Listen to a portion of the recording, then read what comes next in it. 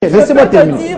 Je peux te dire, à Gambela, le marché est vide parce que toutes ces mamans sortent au long des avenues et elles vendent par terre. Elles vendent par terre pendant que le marché est vide. Ce que nous sollicitons à Kanyama, si nous suit, c'est que nous sollicitons à lui, qu'il soit policier. Il doit cesser d'être Mamadou Ndala, il doit cesser d'être je ne sais pas quoi, qu'il reste policier, Kanyama policier. Il doit éviter surtout, une fois qu'il descend, que nous soyons teintés de la peur.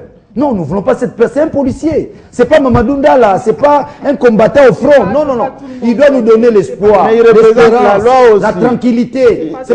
Je ne sais pas quand, si vous avez constaté ses descentes. Quand Yamaka il descend, il panique pratiquement l'environnement. Chose qu'on ne sait pas maîtriser. Mais il représente la loi. Au début, il doit éviter les gangstérismes, les cow-boys. C'est ce que nous voulions. Il doit éviter. Alors, vous allez être contre. Vous allez être. Ceux qui souffrent de la tension qu'on sort quand il descend. Il y a des gens qui peuvent mourir. Je voudrais apaiser Daniel Safou que Kanyama, d'abord, il n'a pas été nommé comme général dans l'ordonnance. Il y a des nominations pour la police, on reconnaît les commissaires généraux, commissaires provinciaux et tout ça. Le concept, il était déjà parti comme ça et les gens utilisent général en principe dans la police. Ça c'est une précision, non. Nous sommes journalistes, c'est nous qui avions diffusé ces ordonnances-là. Attendez. Le travail que Kanyama, que le commandant de la police civile de Kinshasa fait, d'abord, la police a la mission de maintenir l'ordre.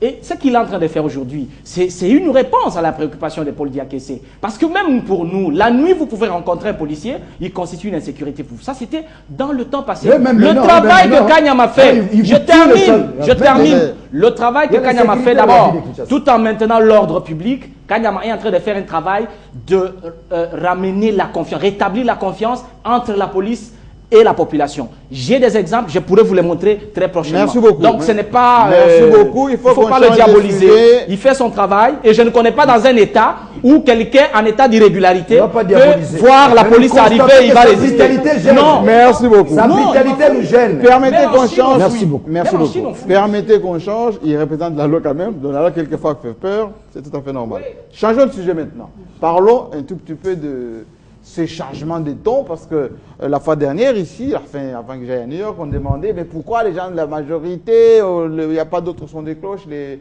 évêques ont parlé, etc.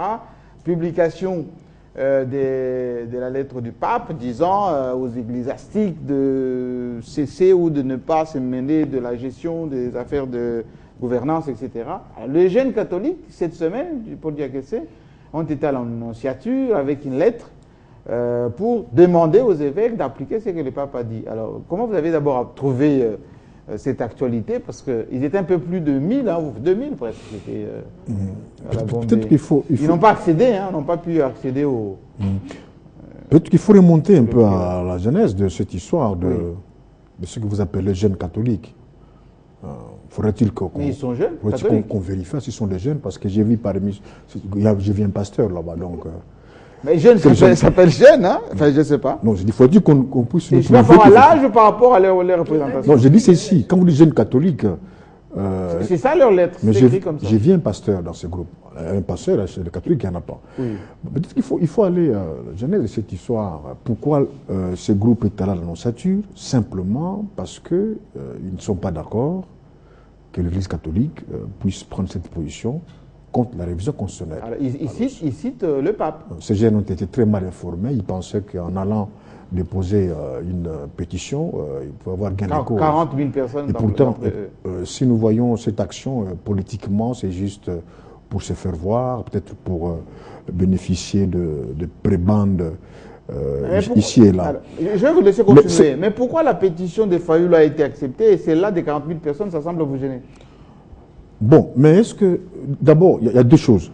L'opportunité de la pétition et la pétition elle-même. Quand vous dites la pétition de Fayoulou a été acceptée... Oui, enfin, vous l'avez ici dans je ne sais pas si ça a été accepté, mais il semble que l'Église catholique est bien organisée. Il y a l'association des jeunes, il y en a, reconnue officiellement. Il y a l'association des laïcs, il y a l'association des mamans, des légionnaires, etc. Donc, s'il fallait... protester ou écrire une lettre, ça devait suivre le canal qui est officiellement reconnu par l'Église catholique. Mais sauf que ce qui étonne ces jeunes militants, parce qu'en fait... Ils sont... Ah, vous les appelez militants, maintenant ils se supplient, vous les enlevez l'étoffe catholique? Parce que je viens pasteur dedans, donc ça suffit. Mais ici, il y avait un pasteur, même les musulmans, il a droit. je vois que même les musulmans et les athées en avaient. Parce qu'ils voulaient se faire passer comme étant des jeunes de l'Église catholique. Là, vous êtes subjectif. Non, je vous dis que je viens pasteur. Vous me citez son nom, mais je n'aime pas citer le nom des gens. Oui. Mais il y avait un pasteur dedans, très connu, à Kinshasa, qui était dans ce groupe-là. Donc c'est que, je peux supposer, comme même pas, certainement qu'il y avait des musulmans et autres. Donc c'est que la constitution de ce groupe n'était pas confessionnelle, mais c'était purement politique. Mais ce qui étonne Jean-Marie, c'est que pourquoi on vise l'Église catholique? N'a-t-elle pas le droit de s'exprimer pour un aspect ou un autre de la vie du pays? Pourquoi on n'a pas déposé une motion pour approuver ce que Marine avait dit?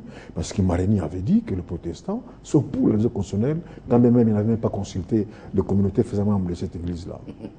Pourquoi ils n'ont pas fait une marche contre Mouyambo qui est contre la révision constitutionnelle? Pourquoi ils n'ont pas fait contre le MSR de Loum qui était contre la révision constitutionnelle? Pourquoi c'est l'église catholique?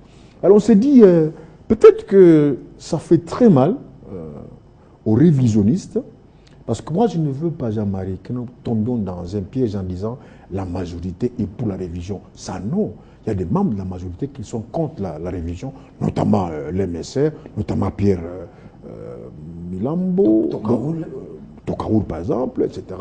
Et même 2, 3 que j'ai rencontrés, les grosses têtes de là. On était même avec hier. Apparemment, lorsque vous rencontrez les révisionnistes, vous les attaquez. Lorsqu'il y a les anti, là vous les soutenez. Non, Jean-Marie, moi personnellement, je n'attaque personne. Moi, je constate simplement. Non, parce que vous trouvez les pasteurs, les athées, tout ça. Non, j'avais dit ceci, parce que c'est vous qui avez parlé des jeunes catholiques. Oui, j'ai dit, ils sont jeunes catholiques. Dans leurs lettres, et pourtant, je vis dans ce groupe un pasteur. Or, un pasteur n'est pas chez les catholiques. Là-bas, on parle des abbés et prêtres. Il faut que la parole abbés et autres, et pères. Oui. Non, laissez-moi terminer quand même. Alors, je me disais que ne tombons pas dans ces pièges en disant que la majorité est pour la révision constitutionnelle. Jusqu'à aujourd'hui, je n'ai jamais entendu Matata Tampono se prononcer pour la révision. Jusque-là, je n'ai jamais entendu un monsieur comme Lutundula pour la révision. Kabila lui-même. Même le président Kabila.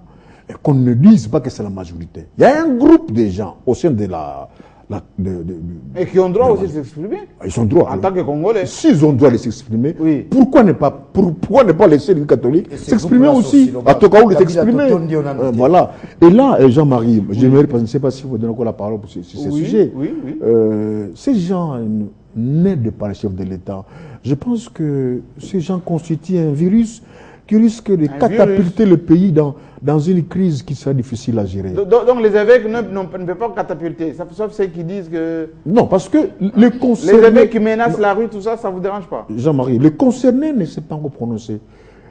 Kabila n'a jamais dit qu'il sera candidat ou pas. Pourquoi il se précipite? Pourquoi ils font de la marque? Mais lorsque, très officiellement, les grosses têtes ne sont pas prononcées... C'est un débat. Et que les évêques, eux, commence à soupçonner. C'est des... Jean-Marie, ça veut dire que c'est un débat. C'est un débat. Oui. Si moi je suis pour la révision et vous êtes contre la révision, c'est pas que nous sommes, on devient ennemis. Vous mettez votre point de vue, moi je vais mettre le mien et on avance. Et puis Jean-Marie, je vais citer, c'est un problème de rapport de force.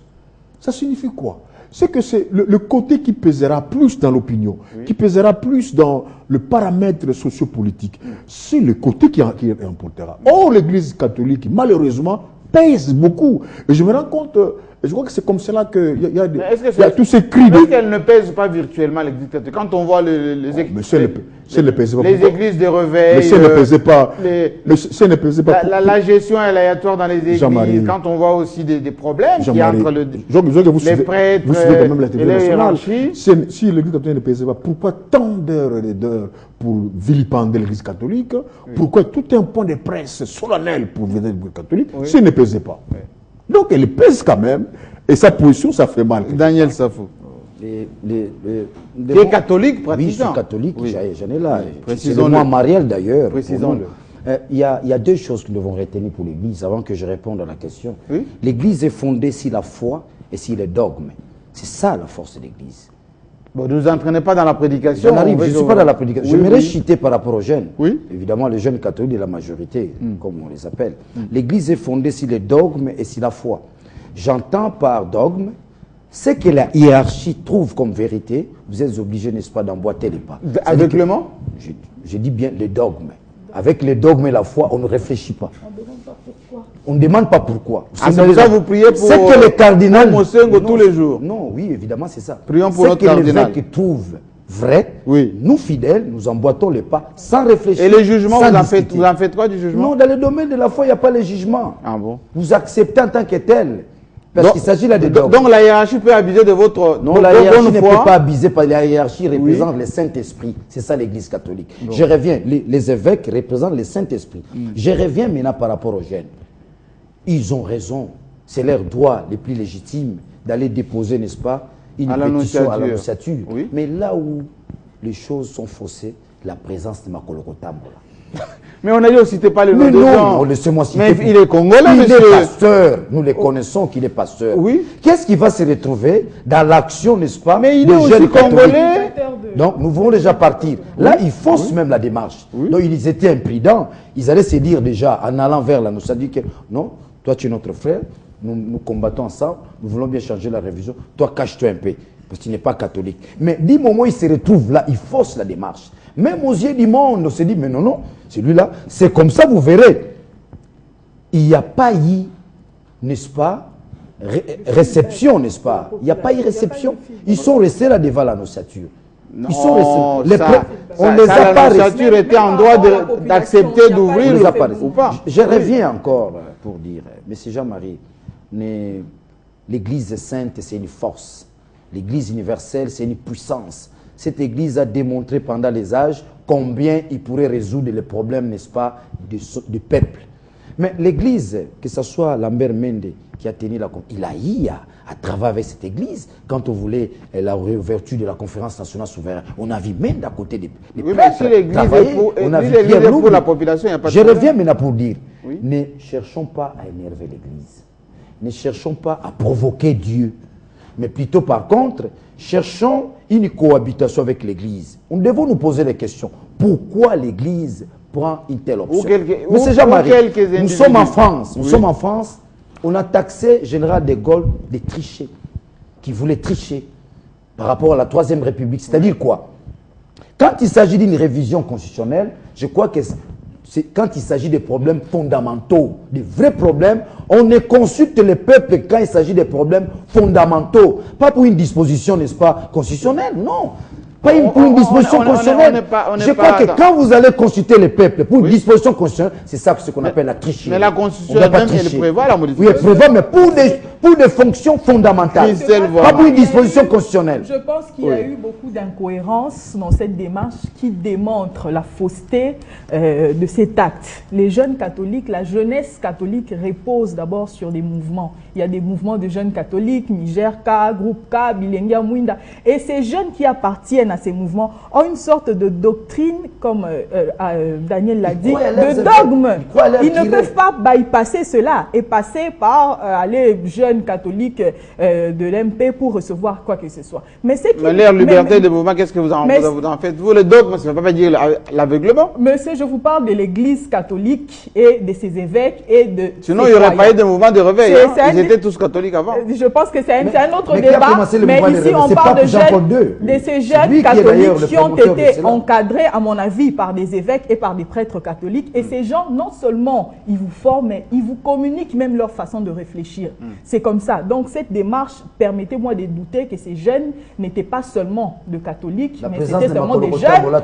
C'était les jeunes qui ont, nous savons tous qu'est-ce qu'il faut pour rassembler des jeunes ici. Il faut passer dans les universités, moyennant quelque chose, ils viennent et ils répondent présents, c'est ça. Mais ce qui me cœure encore dans cette démarche, c'est que la jeunesse accepte encore une fois de devenir un marchepied de ces politiciens qui sont à la recherche de leurs intérêts. Donc vous êtes d'accord lorsque les politiciens utilisent des jeunes pour marcher contester, etc. Là non plus, je ne suis pas d'accord, mais oui. je ne suis pas d'accord. En quoi c'est de la majorité n'ont pas droit de stéréotype les jeunes qui travaillent, qui sont entre guillemets dans la majorité, qui sont des différentes religions, disons-le comme ça, au lieu de monter les jeunes contre, et puis demain ça sera quoi? Ça sera les jeunes de l'opposition, les jeunes catholiques de l'opposition.